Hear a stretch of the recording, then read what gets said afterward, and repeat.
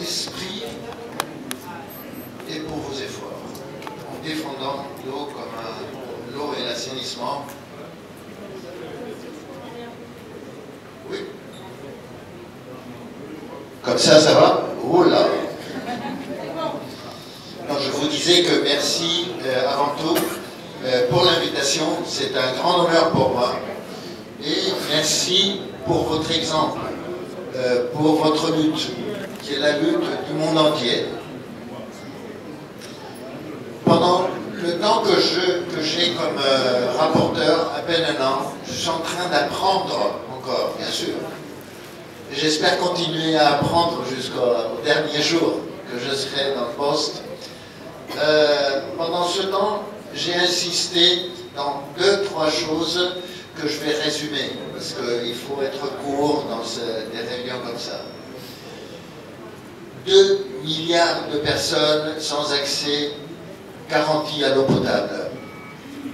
C'est pour ça que je parle de la crise, une crise paradoxale, la crise globale de l'eau dans la planète eau, dans la planète bleue, en sachant qu'il y a des régions très sèches et que le changement climatique est en train de menacer même l'habitabilité de territoires, parmi d'autres ici au Sénégal. Mais dans la plupart des cas, parmi la plupart de ces 2 milliards de personnes, ce ne sont pas proprement dit des personnes qui n'ont pas d'eau dans leur entourage de vie. C'est surtout des personnes appauvries qui vivent à côté d'une rivière, d'un fleuve, d'un lac, d'un aquifère pollué. De plus en plus pollué par des substances toxiques de l'agriculture industrielle, des pesticides, ou bien des minières ou des industries. C'est pour ça que je propose que le diagnostic de la situation de cette crise, je dis, il faut chercher les racines sur la convergence de 2 grandes défaillances de notre modèle de vie et de développement. La défaillance d'inégalité et de pauvreté, et puis deuxièmement, la défaillance de non-durabilité que nous avons provoquée dans nos écosystèmes aquatiques avec lesquels nous avons transformé l'eau, qui est l'âme de la vie. Moi, je dis souvent l'âme bleue de la vie, on l'a transformée dans le vecteur de maladies et de morts plus terribles que jamais on ait connu dans l'humanité. Et d'après ce diagnostic, je propose 2 axes, 2 lignes de travail. La première ligne est de faire la paix avec nos rivières, avec nos fleuves, avec nos forêts, et de restaurer les aquifères, qui sont les poumons hydriques de la nature, et qui doivent être aussi nos réserves en regardant les sécheresses qui vont venir de la main du changement climatique, chaque fois plus dures, chaque fois plus longues.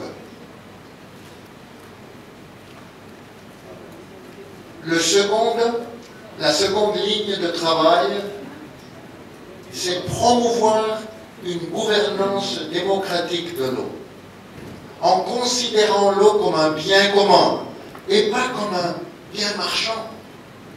Ça, c'est essentiel. Quand j'ai dit ce matin ça dans le forum officiel, j'ai vu des gens qui n'étaient pas tellement contents, et j'ai dû dire, bon, c'est dommage, je sais que ce que je dis peut être en contradiction avec les intérêts des grands opérateurs privés qui promeuvent et dirigent ce forum.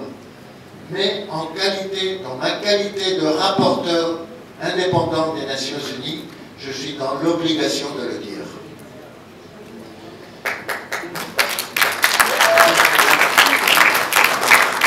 Je finis en disant quelque chose que je souligne toujours.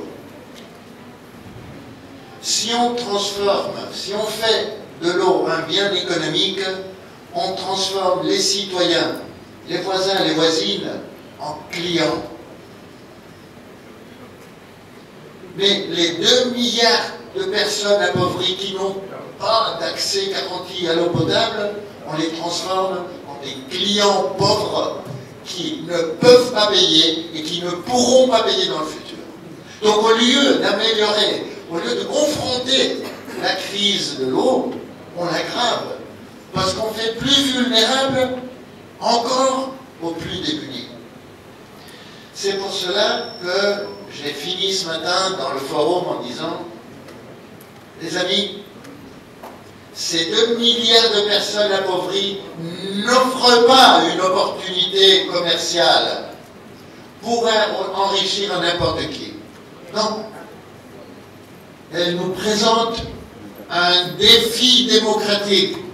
Et quand je dis ça, je me rappelle toujours de Nicolas, des Italiens qui disent ça, je ne sais pas en français si on peut le traduire bien. On écrit, ils disent, on écrit agua, on lit démocratie.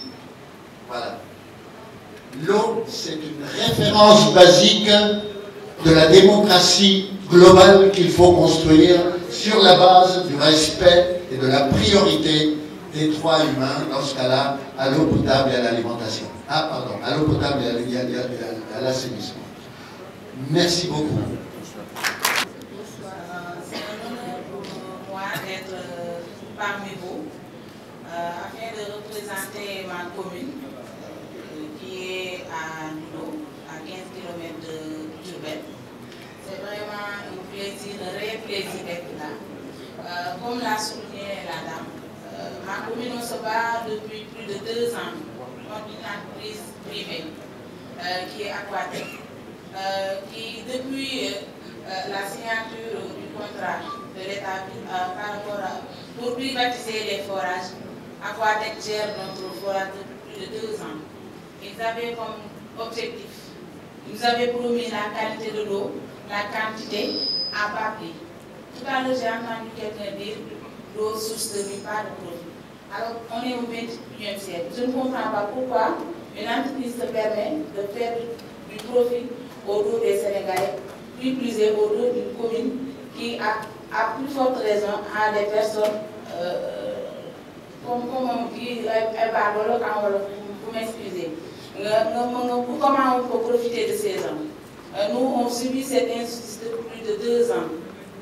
On est resté pendant 20 jours sans avoir d'eau. C'est à cette occasion qu'on a organisé le 8 mars dernier.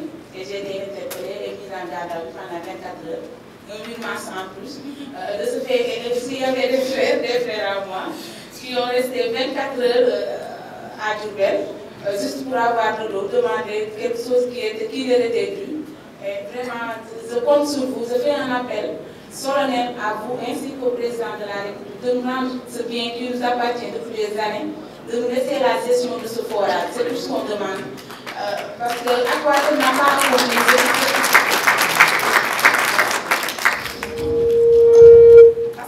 Depuis que Aquatec exerce ce forage, il n'a accompli aucun de ses engagements. Donc nous, tout ce qu'on demande, c'est qu'il nous restitue ce forage et dans les plus brefs délais et sans condition. C'est tout ce qu'on demande. Et c'est vraiment un honneur pour moi d'être là, de vous faire part de tout ce qu'on est en train de vivre depuis ces 2 ans, durant ces 2 années. Vous me permettrez aussi de faire un discours en Wolof afin que mes collègues, on a aussi créé un groupe sur WhatsApp et ils vont enregistrer ça. Donc vous me permettrez de m'exprimer un peu en Wolof. Moro bi maa ngi leen di nuyu di leen ziar di wax ne mbégte la pour man ma teew fi tey di représenté commune bi ma bàyyi ko muy commune bu Ndoulo nekk à 15 km de Diourbel. ñu amoon na benn situation boo xam ne ñu koy dund mat na 4 ans ñu koy dund. bi ñu toogee nag ba mënatuñu ci lañ ne nañu xeex ñu delloo ñu li nga xam ne ñun ñoo ko moom. bi ñu décidé nag def nañ tous les recours possibles.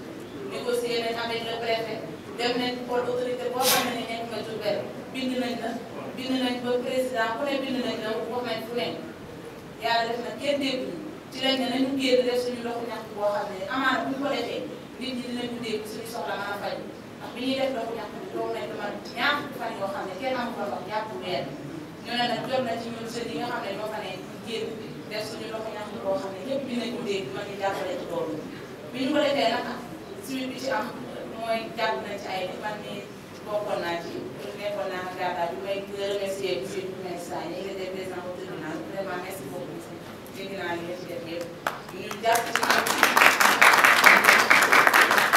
ndax nit ko nga xam ne li ngay xeex sa yéene te yaa ko moom da di ko xeex ba ñu jàppale ci téere ci lan loo xam ne wàllu ndox la ndax ndox comme ni ñu ko waxee source de vie la kenn mënu ci xaalis Aquatech loolu lay def ci ñun loolu lay def ci commune Louga loolu lay def ci population Louga yëpp ci profit ndax da nga xamante ne ku doon fay 10 000 francs te yaa ngi ci 50 000 ku doon fay 50 000 te yaa ngi ci 100 000 alors que li ñu engagement yi mu jëloon yëpp respecté wu ci dara à savoir la qualité la quantité abattu yi respecté wu ci dara donc monsieur ce slogan boobu man je le fais devise daa xëy rek man di ko wax aux sources de vie on doit pas en profiter kenn mënu ci profiter ñëpp dañu war a am accès à l'eau may jéggalu nag puisque j'étais pris par au dépourvu xaw ma woon ne je devais faire une liste vous allez m'excuser donc loolu daal laa ko vraiment merci beaucoup merci de Je travaille à Oakland Institute, on est un think tank basé à Oakland en Californie et on a en prévision de ce forum d'aujourd'hui, on a conduit une étude sur 11 pays et on a revu 15 projets agricoles de grande échelle, des grands projets agro-industriels dans ces pays. Donc on a un rapport qui est sorti la semaine dernière, qui est malheureusement pas disponible en copie aujourd'hui parce qu'il y a un problème de logistique dans les avions. Il sera là demain, donc si vous êtes encore là demain, n'hésitez pas à le récupérer, il y aura plusieurs copies en anglais et en français. Il est aussi disponible sur le site de l'Oakland Institute, je cite parce que c'est 40 pages de rapport très détaillé sur l'impact de ces grands projets. Et malheureusement, avec mon sommaire j'aurai le temps pour vous donner les détails. En gros, ce qu'on voit, c'est que les gouvernements africains appellent les investisseurs à venir investir dans les ressources sur le continent. L'agriculture est l'un des premiers secteurs sur lesquels on attire les investisseurs étrangers. Et on attire les investisseurs sur des projets à grande échelle qui, on l'a vu depuis des années, accaparent les terres des pasteurs et des paysans qui perdent les terres à cultiver, le pâturage. Mais ce qu'on découvre dans notre étude, c'est que c'est aussi un accaparement de l'eau qu'on voit quasiment systématiquement dans tous les pays qu'on a étudiés, avec pour chaque grand projet agro-industriel des disparitions des ressources en eau. Donc c'est des projets d'irrigation, mais c'est aussi des projets d'huile de palme qui vont assécher les rivières, qui vont assécher les marginaux, les gens ont l'habitude de pêcher leur poisson, leur crevette, etc. On a un cas donc, sur le Sénégal qui est le projet de Sélouille dans le nord du Sénégal, à Saint-Louis. On a vu là un grand projet d'irrigation qui est désastreux pour les villageois localement.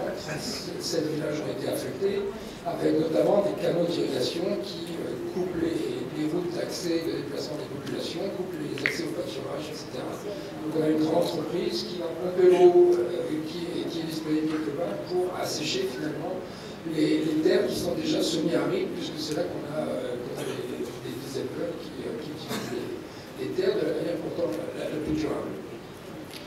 D'autres impacts, je vais aller très vite, c'est la pollution, évidemment. Tous ces grands projets ont énormément de pesticides, de produits chimiques qui sont déversés régulièrement sans contrôle la plupart du temps des autorités étatiques qui soit n'ont pas les moyens, la capacité, soit n'ont pas de volonté politique derrière eux pour le faire. On voit que les grands projets d'irrigation, alors on entend souvent « Oh, l'Afrique a besoin d'irrigation ». Les grands projets d'irrigation ne sont pas pour les Africains, ce sont pour ces grands projets. On ne voit aucun projet d'irrigation qui sert vraiment aux paysans et aux communautés locales. On voit que les femmes sont les plus affectées, puisqu'effectivement, quand on perd l'accès à l'eau, ce sont les femmes qui vont aller devoir faire davantage de kilomètres tous les jours pour aller chercher de l'eau pour les ménages. On voit que, comme dans le cas qu'on vient de citer, tous les grands projets arrivent avec des merveilleuses promesses d'infrastructures et d'accès à l'eau et de pluie, et vous allez voir, tout va aller, vous allez avoir le développement une fois qu'on aura notre projet en place.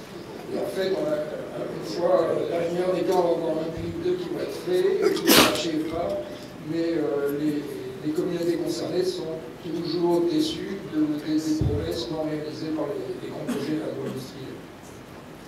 Ce qu'on voit, mon dernier point très important aussi, c'est que alors qu'on voit la Banque mondiale sur la privatisation des eaux en zone urbaine, on la retrouve aussi sur la privatisation des terres et de l'eau en zone rurale, puisque la Banque mondiale est vraiment très énergique derrière les gouvernements pour les pousser à offrir leurs terres. Et on a, dans quasiment tous les pays, on a des agences d'investissement qui proposent aux investisseurs des millions d'hectares de terres irrigables qui sont disponibles. Alors, à voir comment elles sont disponibles et s'il y a vraiment personne qui habite dessus, c'est clairement pas le cas dans la plupart des cas. Donc voilà, pour conclure, on est avec une énorme crise climatique, on a des millions de personnes en zone rurale qui sont menacées, et alors qu'on nous dit pour le développement et la sécurité alimentaire, on a besoin de tirer des investisseurs pour l'agriculture, on voit que ces investisseurs dans l'agriculture, en fait, sont une dévastation pour les moyens de subsistance, la petite agriculture, mais aussi les éleveurs, les pêcheurs et tous ceux qui vivent de l'eau dans les zones rurales. Donc on appelle vraiment avec ce rapport à prendre conscience de cet aspect-là qui est largement aussi grave de la privatisation de l'eau, qui est cet accaparement de l'eau, comme on a un accaparement